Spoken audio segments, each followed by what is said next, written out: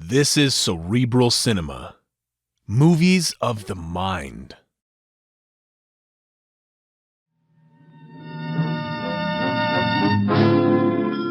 Dangerous Assignment. Transcribed, starring Brian Donlevy as Steve Mitchell.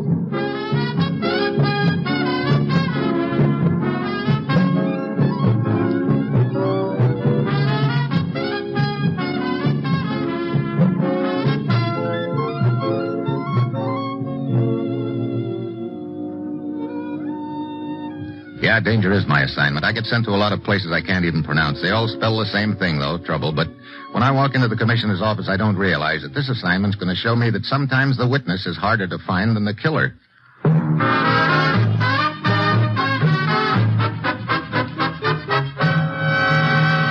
Morning, Commissioner. You sent for me? Steve, you'll recall that several former leading Nazis were arrested not long ago on charges of plotting to regain power in Western Germany. Yeah, 7 of them in all, including 2 of Hitler's so-called heirs. There's still another ex-Nazi big shot involved, perhaps the most dangerous of them all, but we haven't been able to get enough evidence to nail him. His name is Heinrich Schwandorf. He could be their new leader. Schwandorf, yeah, I remember him. He's clever, Steve, very clever. And as I said, we haven't been able to pin a thing on him. But we've been digging into his past. Anything we can use? We think so. An American intelligence officer was murdered in Berlin in 1947. The crime was never solved, but we've never stopped working on it. To date, the evidence on hand seems to point to Schwandorf as the killer. But we can't prove that either, huh? We might prove it if we could locate a man named Peter Mettnick. He was witness to the murder. Gave us a fair description of the killer. And it adds up to Schwandorf? The description fits him, yes. Unfortunately, it fits a lot of other people. Which means we have to bring Mettnick face to face with Schwandorf. It won't be easy finding Peter Mettnick, Steve. Displaced person. We've lost track of him. I've already contacted the International Tracing Service in Germany. They'll have checked their DP files by the time you get there. Right, Commissioner. A word of caution, Steve. If Schwandorf's found out we're looking for Mettnick, he'll try to stop you and get to Mettnick first. We want Mettnick, Steve, alive. Well, that's it. You've got your assignment. Good luck.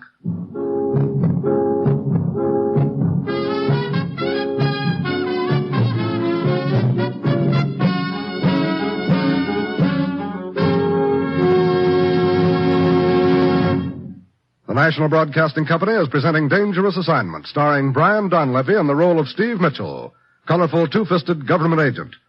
At all those places of the world where danger and intrigue walk hand in hand, there you will find Steve Mitchell on another Dangerous Assignment. In 2 weeks, on Thursday, March 19th, NBC will send your way a complete and comprehensive description of the glitter and swank of the Academy Awards presentation in Hollywood. This gala distribution of the coveted Filmland Oscar will be described by film star Paul Douglas. Be sure to make a date with the Academy Award Oscar for Thursday, March 19th via this NBC station. As well as a complete description of the proceedings, you'll hear the acceptance speeches of the winners. It's Hollywood's biggest night of the year, and it's all to be broadcast directly into your homes by NBC. So remember, Thursday, March 19th, hear the presentation of the Academy Awards Oscar on the NBC Radio Network.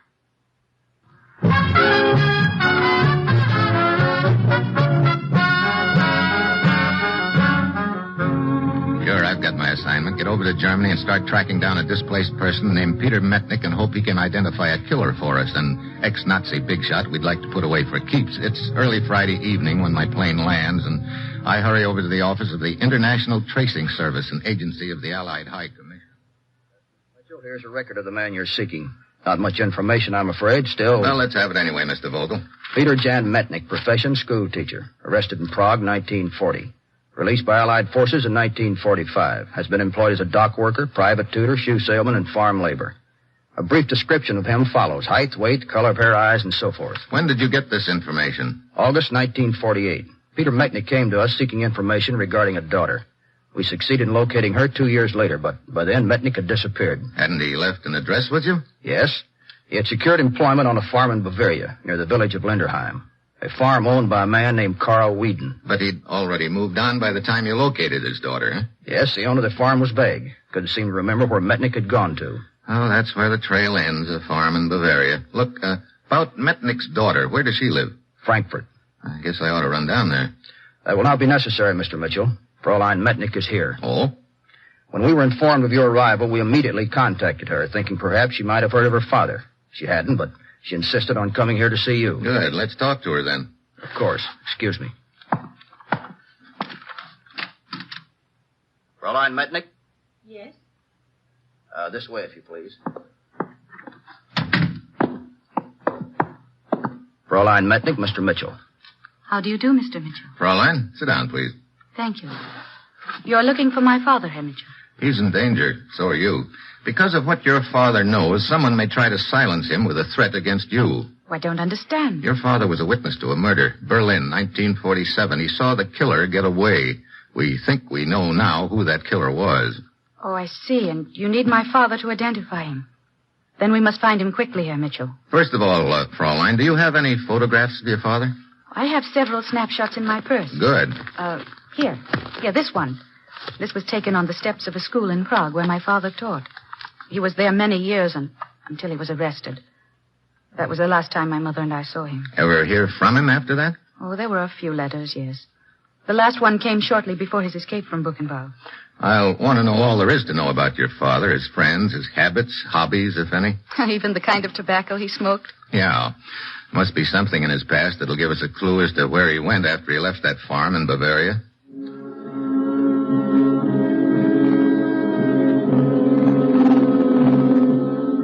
We spend the next couple of hours at a quiet little cafe nearby, and Fräulein Lana Mettnick fills me in about her father's background. Later, I borrow a car from Bogle at the tracing service, and Lonnie and I head south for Frankfurt. It's almost 11 that night when we pull into town. We drive straight to her apartment.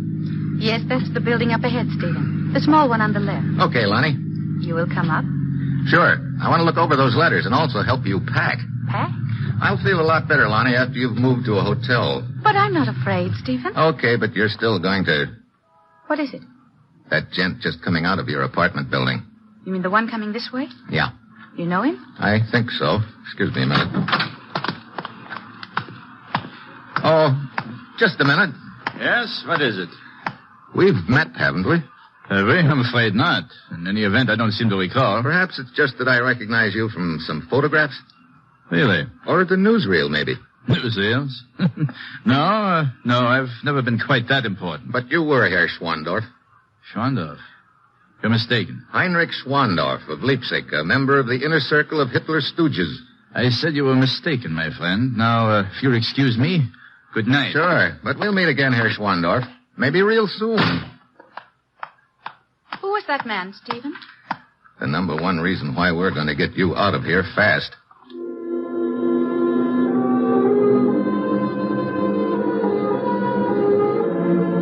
Upstairs in Lonnie's apartment, I read over her father's letters while she packs a suitcase. 10 minutes later, I drive her to a hotel and leave her with the promise that I'll contact her as soon as I get word of Peter Mettnick. Then I put in a call to the local law and ask them to find Schwandorf, and if they can, keep an eye on him. Also, keep an eye on Lonnie. An hour later, I'm wheeling my sedan toward the village of Linderheim in Bavaria. Then, as I hit a bumpy stretch of road, I hear something. A muffled groan in the back seat. I slam on the brakes. I reached back, jerked the auto robe off jerked the oar. Hello, Stephen. Lonnie, look, what's the idea? Oh, please, don't be angry with me. I had to do this. I had to come along with you, Stephen. Oh, great. I knew you'd refuse if I asked you, so I... So you stowed away under that auto robe while I was making that phone call. Did you enjoy the trip? No, not very. That bump you hit back there, I hit my knee. Here, you see? Yeah. Oh, you're angry with me. No, I guess not. But I just had to come with you. I'm so worried about my father and... Okay. No point in taking you back to Frankfurt now. We'll mush on to Linderheim.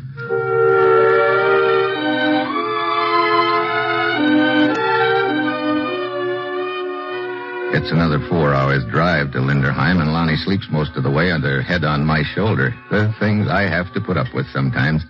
The sun is coming up just as we pull into a small farm nestled high in the Bavarian Alps. I get out to stretch my legs as a tall blonde gent comes around the barn herding several dairy cows ahead of him. Hello there. Hi. You the owner? Yeah, I'm Ernst Weiden. Oh, I thought the owner was Karl Weiden. My father, he died a year ago. What can I do for you? I'd like some information about a man who worked here sometime in 1948. A man named Mettnick. Mettnick? Peter Mettnick, but of course. The little school teacher. Fine man, I was very fond of him. Herr Mettnick and his friend left us in the early part of 1949, I believe. His friend? Yeah, another school teacher. Professor, this one. Came here early in the year looking for Herr Mettnick. They had known one another at Dachau. His name was, Ingolstadt. Professor Hermann Ingolstadt. You said they left together. Where did they go? If I remember correct, Munich. Yeah, through an exchange of letters with some friends, the Professor Engelhardt had secured a position to teach at a boys' school in Munich. Wallenburg, or Fallbrock, or some name, I think it was like that. Stephen, my father went with him. Perhaps in the hope of securing a position at the school as well. Yeah, could be. Well, at least if we could find this Professor Engelhardt, he might know of my father's whereabouts. Herr Weiden, how do we get on the road to Munich? Come, I show you. You can see the road from the rise here. Come.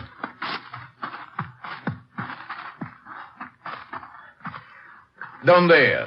You see the village? Yeah? On the left, a road. Yeah, going past the church? Yeah, that is it. You take that road and... Hey, Lenny! Oh, great. Your lady friend seems to be in a hurry. She has left you.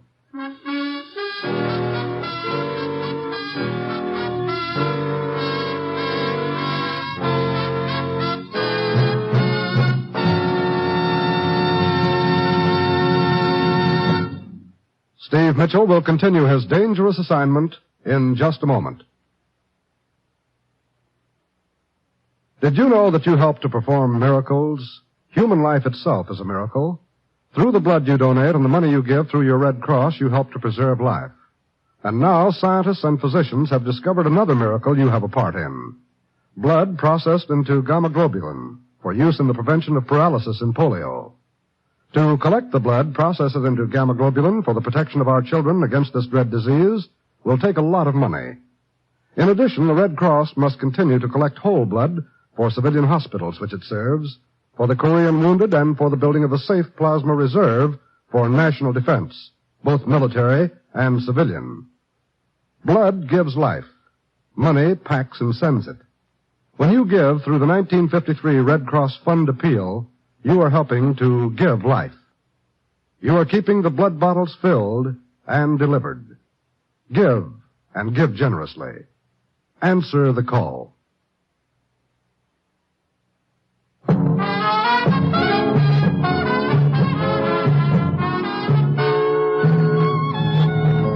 Now, back to Dangerous Assignment and Brian Donlevy as Steve Mitchell.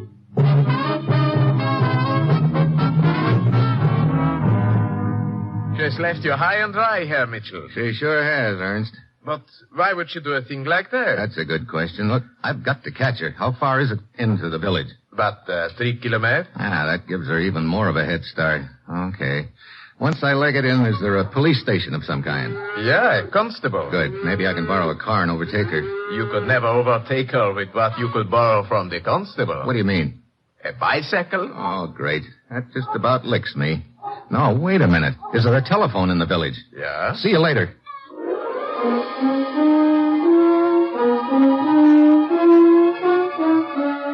In the village, I telephoned our legation in Munich and asked them to check and try to locate the boys' school where Professor Engelhardt teaches. Half an hour later, they called me back and give me the name of it.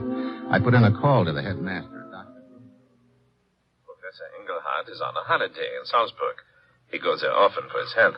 He must be careful, you know. He was gassed in the First World War, and it bothers him quite a bit. I was telling him only the other day... Look, Dr. Grumper, do you remember when Professor Engelhardt first came to your school a few years back?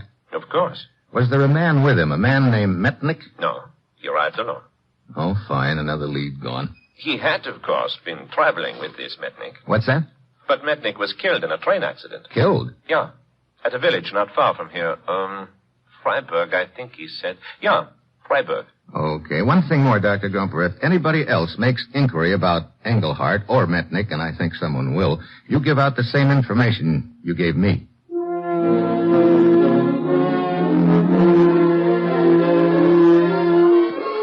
I grab the next train and head for Freiburg. At this point, it looks like I'm cooked on the deal, but I've got to be sure at Freiburg. I check with the local law, and they let me look through their files, and sure enough, there's a report of Mettnick's death. Then, while I'm still looking it over, they usher somebody else into the room. What? Stephen. Hello, honey. How did you get here? I took a shortcut. Stephen, my father's dead. Yeah, I know. Well, that's what the headmaster told me, but, well, I couldn't believe it. I had to be sure. That's why I came here. I guess there's no doubt about it, Lonnie. Hey, look, why did you grab the car and beat it back there at the farm? Because I didn't think you were telling me the truth. What do you mean? Well, I thought my father must be in trouble or must have done something. I thought you were after him. Then when I saw you talking with the Nazi Schwandorf... Oh, so you did know him. Of course. Many of us have good cause to know him. I thought the two of you were working together. I see. So when that farmer told us about the boys' school, my only thought was to get to my father and warn him. Later, I realized I must be mistaken about you. I'm sorry, Steve. Well, like you say, I guess it doesn't matter anymore. How did it happen, Steve?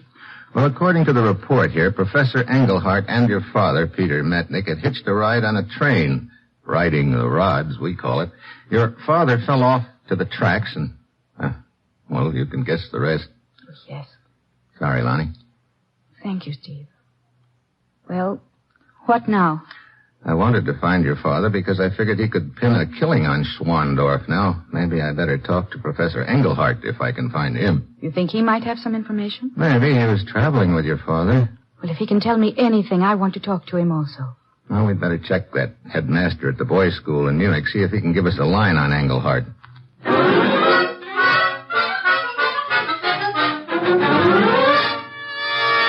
As I told you over the telephone earlier, Herr Mitchell, Professor Engelhardt is in Salzburg. I know, but where in Salzburg, Dr. Grumpler? Did he mention any specific hotel or resort there? No, but he usually stays at one of 3 places.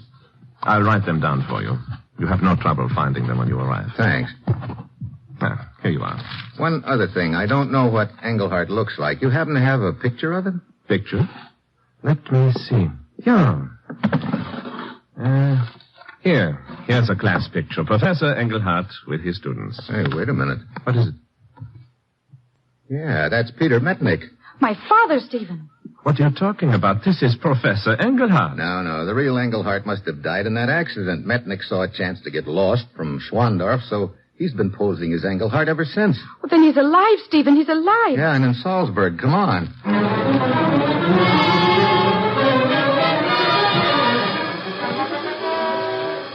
We burn up the road to Salzburg. I head for a phone booth to call the places the headmaster gave me. One of them has no phone, so I call the other 2. Lonnie waits outside the booth for me. I draw a blank on both places. Any luck, Stephen? No, we'd better head for the 3rd place on the list. All right.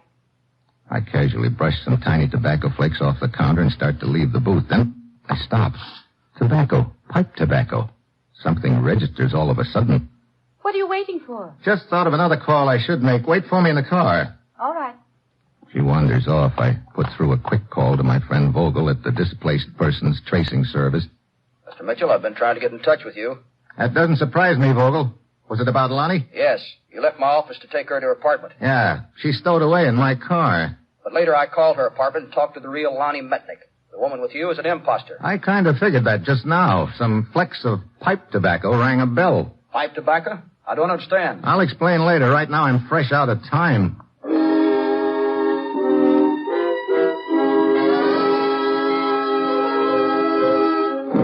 I go outside to the car. Lonnie's nowhere in sight. I've got to act fast. I go to the 3rd address on my list. Yep. They tell me Lonnie just left. She'd been asking about the professor who's at the band concert in the park.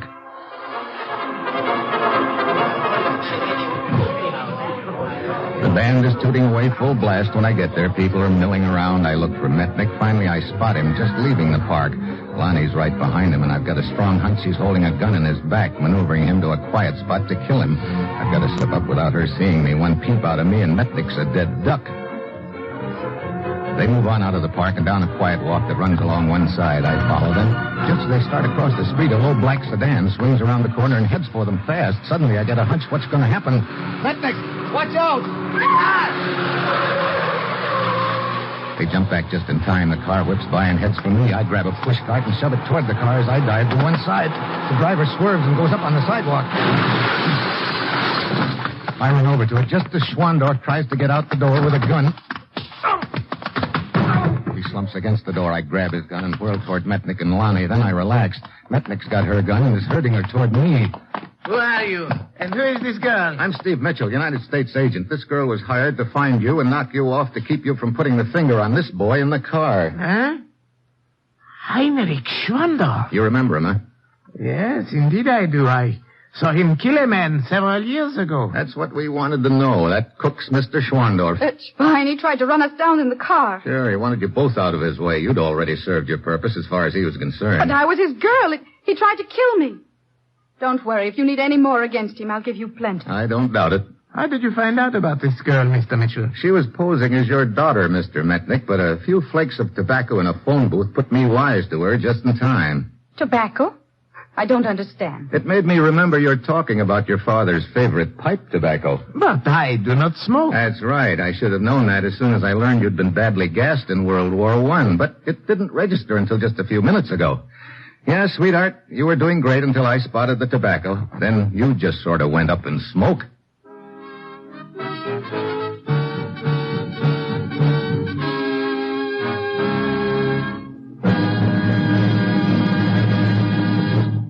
Our star, Brian Donlevy, will return in just a moment. If musical entertainment is high on your list of enjoyable radio programming, then NBC's Monday Night of Music was designed especially for you. When you set your radio dial to most NBC stations on Monday, you'll hear such stellar programs as The Railroad Hour, The Voice of Firestone, The Telephone Hour, and Encore.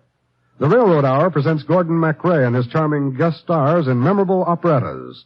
Howard Barlow conducts the orchestra and chorus on The Voice of Firestone, and the program always features the finest guest musical artists.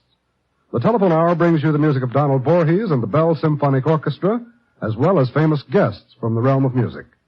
Also, on Monday evening, you'll enjoy hearing Encore with the musical talents of Meredith Wilson, Marguerite Piazza, and Robert Merrill.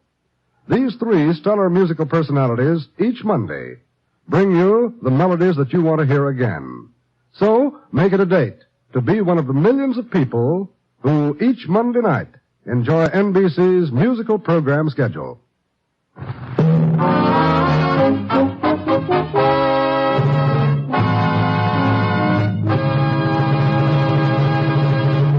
Next week, the Philippines and a phantom ship. And that will be Steve Mitchell's dangerous assignment next week.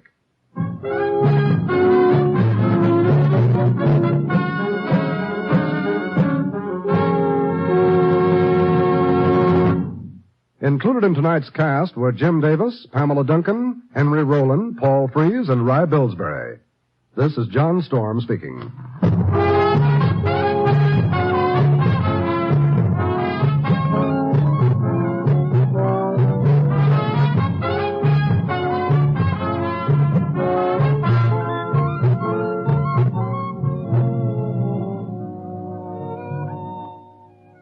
Today, our reserve of blood plasma retained from World War II is almost exhausted.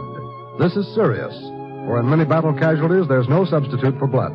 Make your donation of blood for the armed forces. Call your Red Cross chapter or local blood donor center today for an appointment. All types of blood are needed.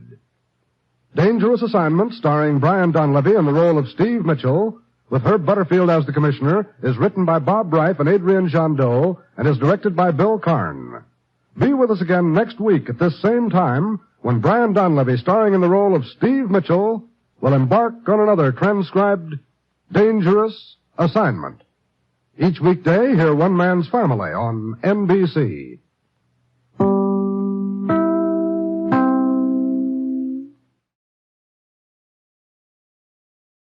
This is Cerebral Cinema. Movies of the mind.